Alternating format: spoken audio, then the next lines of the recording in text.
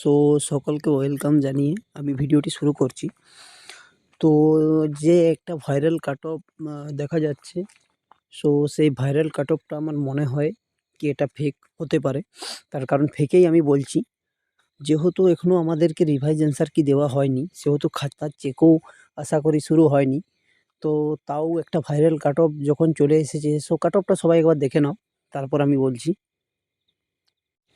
So PMT, পিইটির জন্য যে cut-off জন্য যে আমরা আশা করে আছি, সো সেই কাটঅফ যে এখানে দেওয়া হয়েছে, এখানে কিন্তু এমনভাবে কাটঅফটা তৈরি করা হয়েছে যে যাতে করে মনে হয় যে এটাই কিন্তু আমাদের পিএমটি, পিইটির জন্য ফাইনাল কাটঅফ।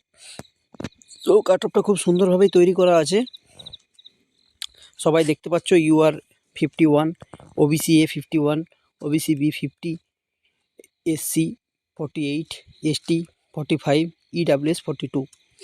তো মেয়েদেরও সেই একইভাবে 1-2 করে কম বেশি করে নাম্বারটা করা আছে। সো এটা দেখে কিন্তু মনে হয় না যে এটা একদম অরিজিনাল কাটঅফ। তার কারণ এখানে 0.50 বা 0.525 এর কোনো কেসেই নেই। কোনো কারো কাটঅফেই কিন্তু পয়েন্টের কোনো কথা এখানে লেখা নেই। সো পয়েন্ট যদি না থাকে, তো আগে আমরা কাটঅফ যে দেখেছি তাতে করে কিন্তু দেখেছি যে 47.25 বা 35.25 এরকম ছিল।